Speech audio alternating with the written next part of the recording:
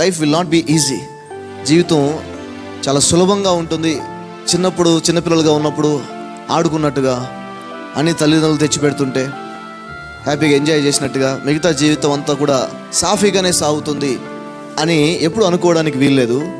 Life అనేది ఎన్నో ఛాలెంజెస్ని మీ ముందు పెడుతుంది, ఎన్నో పోరాటాలు మీ ముందుకు తీసుకొస్తుంది. జీవితం ఈజీగా ఏముండదు, మీరు అనుకున్నంత సింపుల్గా లైఫ్ ఏముండదు. అలానే నేను మిమ్మల్ని భయపెట్టడానికి కూడా ప్రయత్నం చేయట్లేదు. జీవితం ఈజీగా ఉండదు కాబట్టి, సాఫీగా మనం అనుకున్నట్టుగానే సాగదు కాబట్టి, మనము ఆత్మీయంగా బలవంతులమై ఉండాలి, బలం కలిగిన వారమై ఉండాలి. యేసుక్రీస్తు వారు ఒకనాడు ఒక ఉదాహరణ చెప్పాడు, ఒక ఉపమానం చెప్పాడు. 2 వ్యక్తులు ఇల్లు కట్టారంట.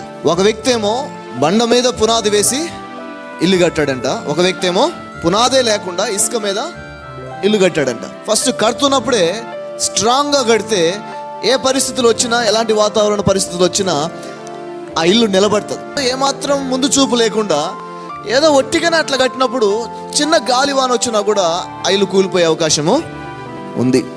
కాబట్టి గాలివానే రాకూడదు, తుఫానే రాకూడదు అనుకోవడం మూర్ఖత్వం. నువ్వు కట్టాల్సిన ఇల్లు గట్టిగా కట్టాలి. అలాగే ఆత్మీయంగా నువ్వు బలము కలిగిన వ్యక్తివైతే, నీ ఆత్మీయ జీవితాన్ని నువ్వు బలంగా కట్టుకుంటే ఏ పోరాటం రాని, ఏ సవాళ్ళు రాని, ఎంత పెద్ద అడ్డుగోడలు రాని ఈజీగా నువ్వు దాటుకుంటూ వెళ్ళగలుగుతావు. మనమే స్ట్రాంగ్గా ఉండాలి, ఆత్మీయంగా మనం స్ట్రాంగ్గా ఉండాలి. నువ్వు ఆత్మీయంగా స్ట్రాంగ్ ఉన్నప్పుడు నువ్వు నిలబడతావు. ప్రవాహం వచ్చినా, వరద వచ్చినా ఆ ఇల్లు కూలదు.